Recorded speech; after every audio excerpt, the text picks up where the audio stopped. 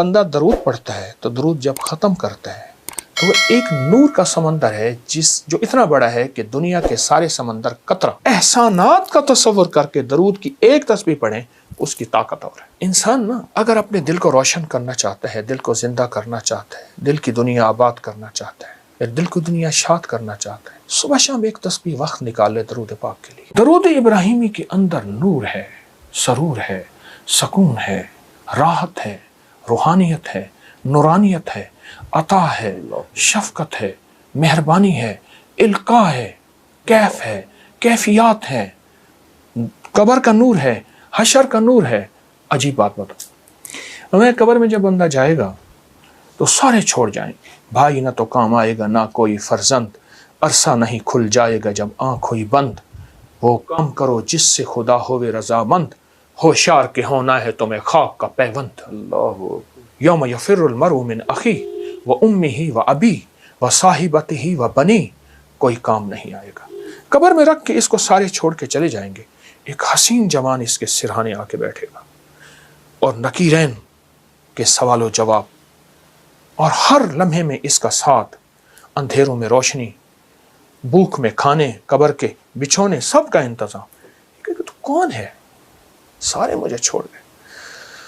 کہا میں وہ درود ہوں جو تو اٹھتے پڑھتا تھا، بیٹھتے پڑھتا تھا، سوتے پڑھتا تھا، جاگتے پڑھتا تھا، تو مجھے نہیں بھولا، میں تجھے نہیں بھولا۔ اللہ اللہ ہر لمحہ۔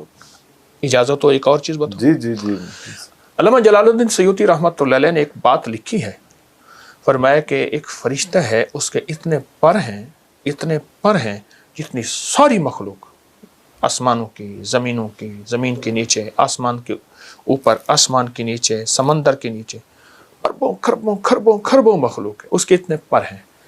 جب فرمایا بندہ درود پڑھتا ہے تو درود جب ختم کرتا ہے تو وہ ایک نور کا سمندر ہے جو اتنا بڑا ہے کہ دنیا کے سارے سمندر قطرہ اللہ کے علم میں ہے، اس سمندر میں ڈبکی لگاتا ہے۔ جب باہر نکلتا ہے تو پروں کو جھاڑتا ہے، ہر پر سے قطرے گرتے ہیں، ہر قطرے سے فرشتہ بنتا ہے، اور ہر فرشتہ قیامت تک اس کی طرف سے درود پڑھتا رہے گا۔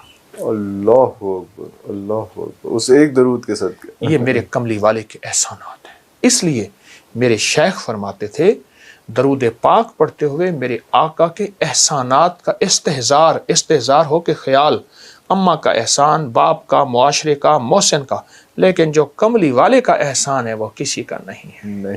احسانات کا تصور کر کے درود کی ایک تسبیح پڑھیں، اس کی طاقت اور ہے۔ اللہ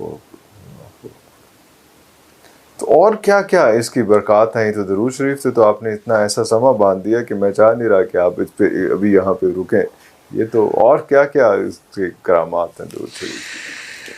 اللہ انسان نا اگر اپنے دل کو روشن کرنا چاہتا ہے، دل کو زندہ کرنا چاہتا ہے، دل کی دنیا آباد کرنا چاہتا ہے، دل کو دنیا شاد کرنا چاہتا ہے، صبح شام ایک تسبیح وقت نکال لے درود پاک کے لیے۔ ضروری وقت نکال لے، اور درود پاک کو توجہ سے پڑھے۔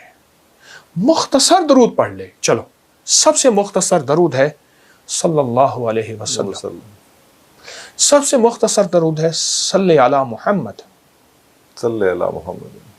یہ بھی مختصر درود ہے۔ کوئی درود پاک مختصر کر لے۔ میں ایک عمل بتاتا ہوں آپ کو، وہ ہے کہ بعض اوقات نا انسان کی کچھ خطائیں ایسی ہوتی ہیں جن کی وجہ سے اس کی عبادتیں اس کے منہ پہ مار دی جاتی ہیں۔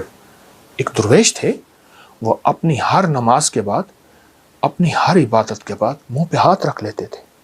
حضرت کیوں؟ پر میں میری سب کچھ کہیں میرے منہ پہ نہ مار دیجیے، اللہ تو اس قابل نہیں۔